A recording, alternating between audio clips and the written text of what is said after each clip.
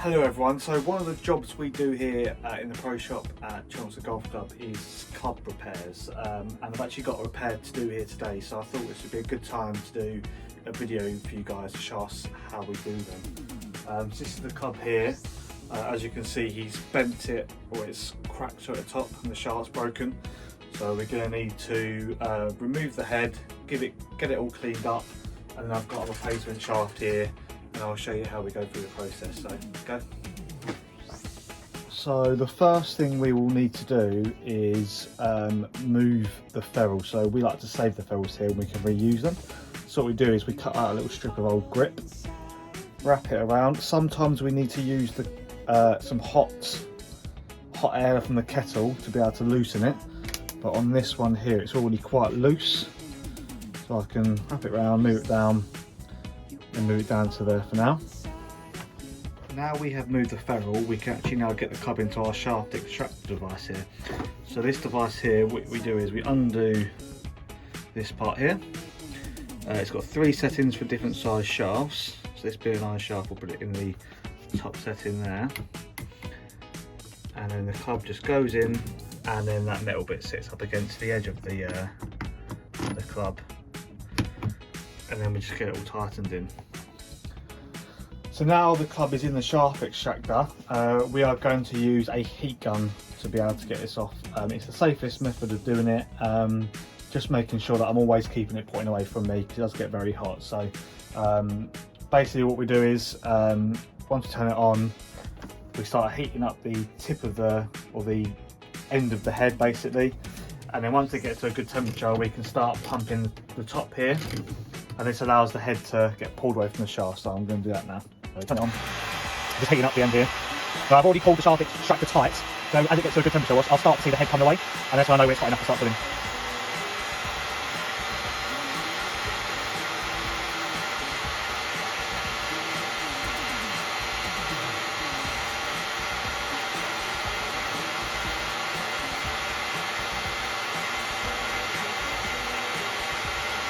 Unlike a blowtorch, this method does take a little bit longer, just because it doesn't get up to the same temperature, but again it just takes a method of doing it.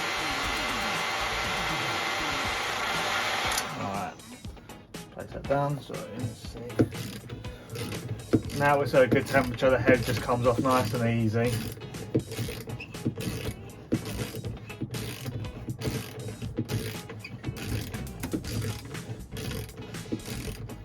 Just before it's about to fall off, I'm just going to grab my glove.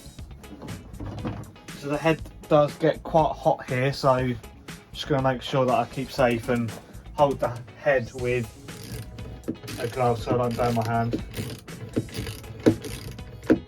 And that's it, nice and simple.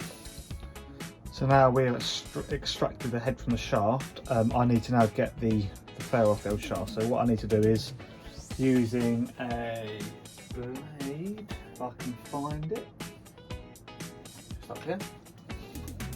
Cool. Using a blade, I'm just going to clean up the tip of the shaft here, and that will allow me to pull the old ferrule off.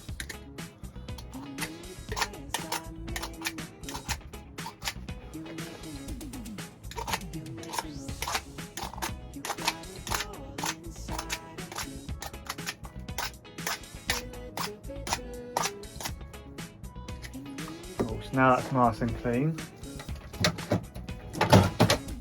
I can get my bit of grip again, put that around the ferrule, and that will allow me to pull the ferrule off. Right, so I've now let the head cool down for a little bit so I can actually handle it. We've got some old glue in the end of the head there, so now I need to get the drill and clean out the inside of the head. Perfect. So again, making sure we're safe at all times, I'm keeping the glove on here. So now we're going to use a drill, put it in the tip here. This reamer is the exact right size for this head, so go in there, and then we're just going to basically get rid of all the old glue and make sure it's nice and clean on the inside.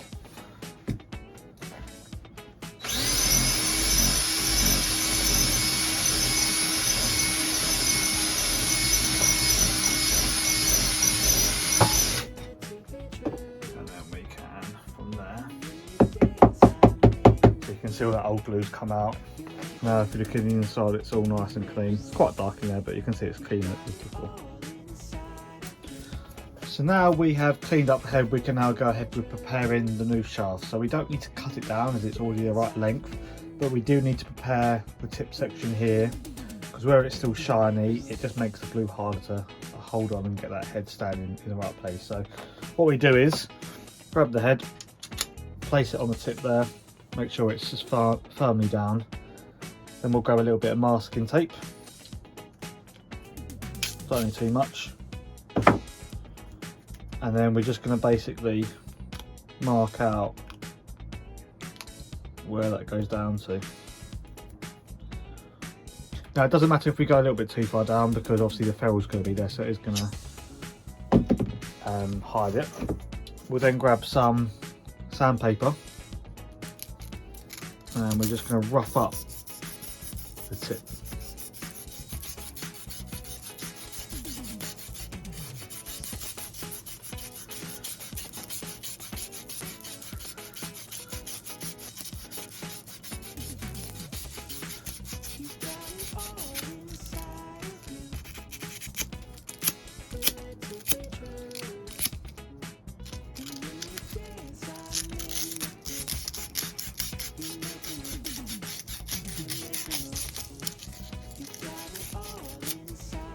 Once that's done, we can remove the masking tape.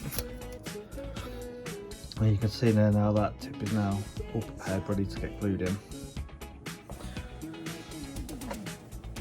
So you're probably wondering why the cubs are already done. Me being a donut, I forgot to press the record button for the gluing part, but I'll basically just speak through I'll talk through how I did it anyway. So basically what we do, once it's all cleaned and the cubs are all ready to be glued in, we grab our 2-part club glue, equal parts of both, mix them together, and then we pour some into the actual head itself and make sure all the sides are covered, some on the tip of the shaft, and then we just glue it in, clean it up with a bit of blue tissue roll, and then we grab these caps. One goes on the head, one goes on the shaft, and then that just allows us to keep them together. And obviously we can leave on the side ready to dry overnight. So I've actually gone ahead and repeated that process 2 more times for this customer, as they had 2 other cubs that needed repairing as well.